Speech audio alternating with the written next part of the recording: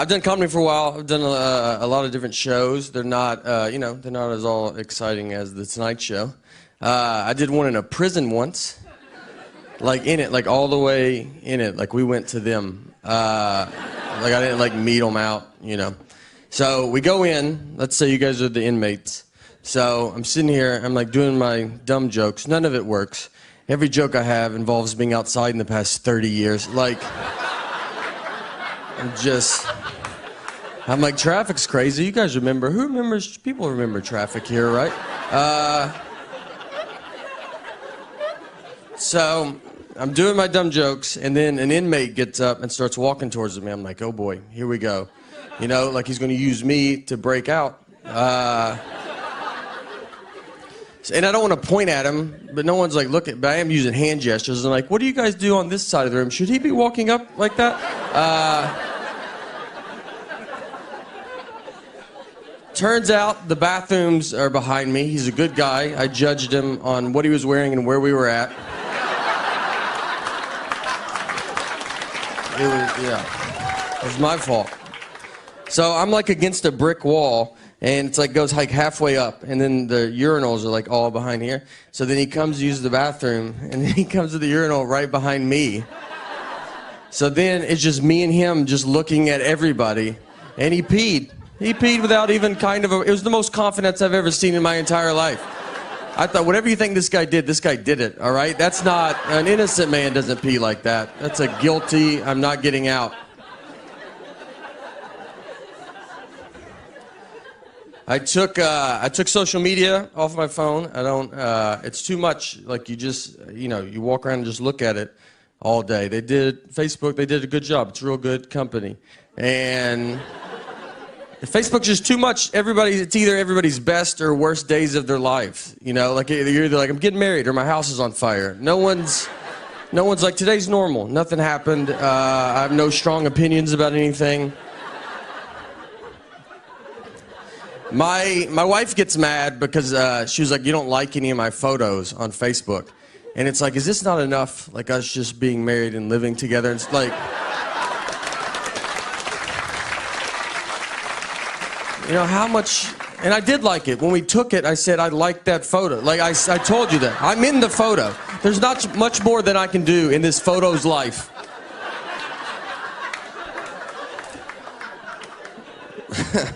We've been married for 10 years, and we still fight. Like when you're married, fighting is open 24 hours, anytime. We got in a fight recently at 3 a.m. We woke up to get in this fight, and we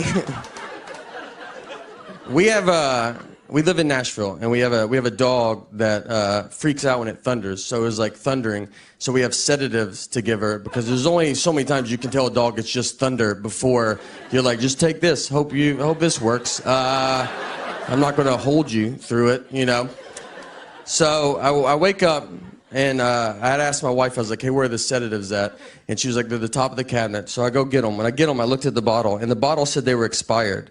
So I had to wake her back up. And I was like, hey, these say they're expired. And she was annoyed. She was like, they're not expired. Those are new pills in an old pill bottle. And I was like, all right, I should have thought of that. That's my fault.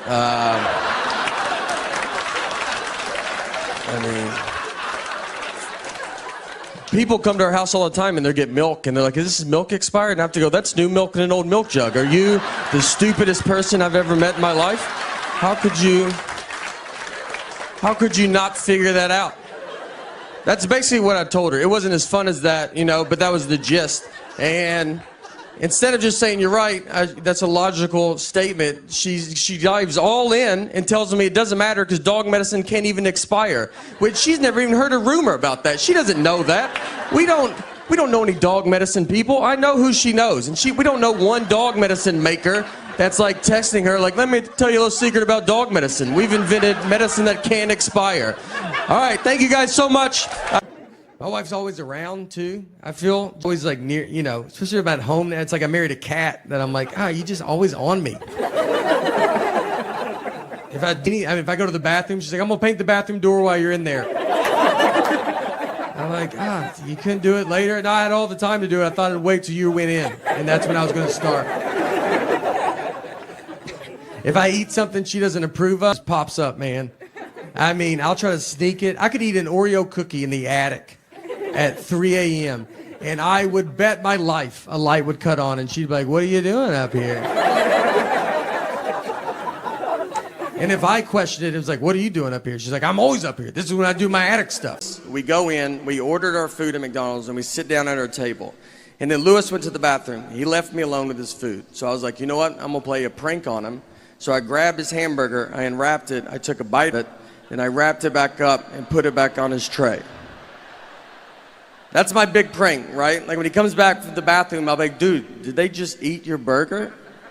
That's crazy that they're doing that, right? Is that crazy? It's a dumb prank. It's harmless. It should never leave the table. All that should happen is Lewis should come, he should open his burger, and his first reaction should be to look at his best friend who's sitting with him, who also, by the way, dabbles in comedy. And just be like, hey, I just want to run this by you before I unexpectedly go freak out on this entire McDonald's. That's what I thought would go down. Just a little, hey, did you touch my food the only time it was out of my sight? I just want to know before I try to fight a group of people that are going to be pretty confused on why they're fighting. But instead, I got to learn I'm friends with a lunatic and a guy comfortable fighting McDonald's employees because he opened his burger and could not have ignored me quicker. He looked at them so fast, almost like he expected them to do it, like it's happened before. And he's like, again with this. I will fight all of you till I find out who ate my burger. And he gets up, he starts walking towards them. I can't believe it's working. We have gotten so much farther than I'm prepared to get.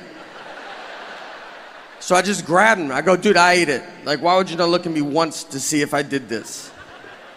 And I get him to sit down, and it's weird. Like, everybody's looking at us. It takes 10 minutes for people to quit filming us with their phones. And it hits me. I just sit there. I was like, you're gonna get killed one day, man.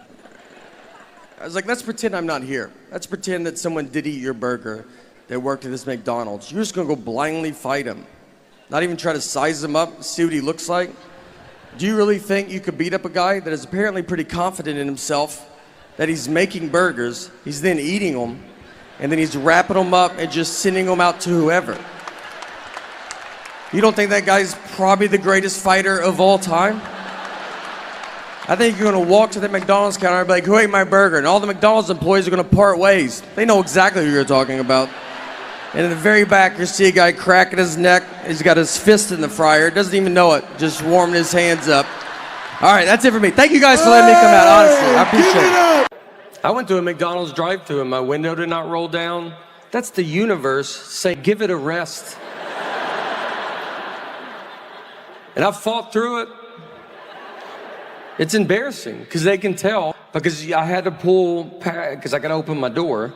So it's going to hit the speaker, so I got to drive by it. So the car behind me is like, are you leaving? I'm like, my window don't roll down.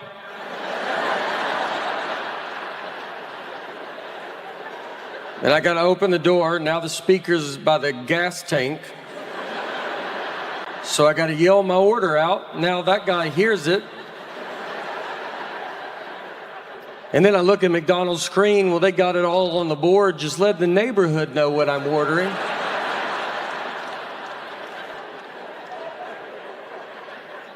And then I drove by the window, the drive-thru window, and I got to go by it because I got to open my whole door. So I go by it, and I see them. They're like, where are you going? I was like, nowhere. And I go by, and they see my whole body sitting in a chair. It's crazy. If you've never done it, it's the most vulnerable I've ever felt in my life. You're just sitting there and you're high. They see your feet. They see your feet. They just throw it at me like a bear. Just throw it.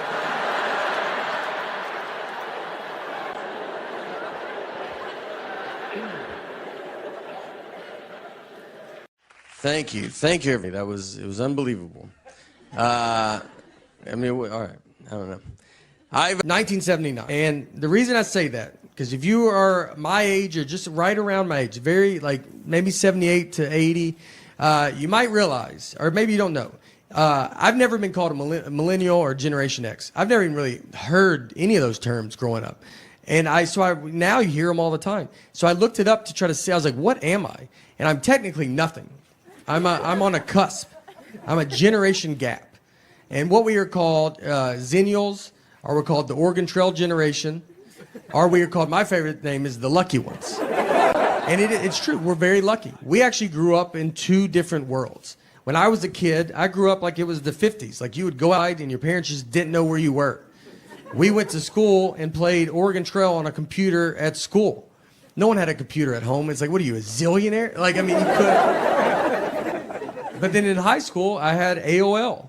You know, we had a computer at home. Then I got a beeper. And then I got a cell phone. I didn't have social media until I was 26 with MySpace. You know, I mean, social media, like, whatever I did in high school is a rumor. It can't ruin my life. So if you're around my age, you might realize, like, you just end up always kind of being in the middle. Like, I understand when a Gen Xer says something, you're like, I get it. And millennial says something, you're like, no, I get it. You always just feel in the middle. And these groups all hate each other. And the most I've ever felt where I was in the middle was just this one hotel that I stayed at. So a lot of hotels now, they have Chromecast, and you can watch like Netflix in your hotel room. So I get in my room, and I turn it on, and my Chromecast is not working. So I call down to the front desk, and the oldest voice I ever heard answered the phone. This guy was a Civil War survivor. I mean, he was the age where you just go, thank you for your service. And it's like, I was in the Army, you're like, probably, man. I mean, there's an age where like they all had to go at that age, so just say it. So I tell him, I go, hey, my Chromecast is not working. And I could have just made up a word. I mean, he's never heard of that. I could have said, Bob broke. I mean, he asked if I was staying at that hotel. That's how he goes, are you staying here? I was like, do you think I've called the front desk from a different hotel room? So he goes, look, I don't know what this is, but there's a younger guy here. Send him up. He'll be able to help you. And I was like, great. So that guy comes up. And he knocks on my door. I open it. He's my dad's age. And I mean, right when I see him, you're like, all right, dude, we don't have to do this. You know, I mean, I know you've heard of it, but if I can't fix it, you're not going to be able to fix it. But he's the generation that still wants to give it a try. So I got to let him in. So he's in, comes to my room, sits on my bed, a little too far back, I thought. I just remember like the back of his calves were touching the bed, and I was like, are your feet dangling? How far back are you going to go? Are you cold? Do you want some covers, man? He gets the remote and just starts pressing all the buttons, and I said, I don't know how to do it. And he goes, let's just keep trying it, though. I go, all right. I'm going to turn the shower on, open a window, let's try everything. You know, let's just see, maybe it turns on. Who knows? Maybe it's all connected. So we can't get it. And he goes, all right. He goes, there's a younger guy. He's about to come to work. At this point, I'm like, I'm the younger guy, man. I was like, it's all right, dude. I don't need it. And he goes, no, it's a millennial. I was like, all right. Now we're getting somewhere, you know? This is what the millennial does. He was born with technology. He's going to fix this. I was excited. I was like, great. He goes, he comes to work in an hour. I go, wonderful. And let me tell you, you know how quick that millennial fixed it? Well, I'll never know because he just didn't come to work that night. So... didn't call in, nothing. And I found out because the old guy called me because he was supposed to fill in for him. He was furious, dude. He hates that millennial. He goes, he never comes to work. He doesn't take it serious. He's got a peanut allergy. And I was like, all right, well. I ended up fixing it myself because it was just unplugged. So that's my fault.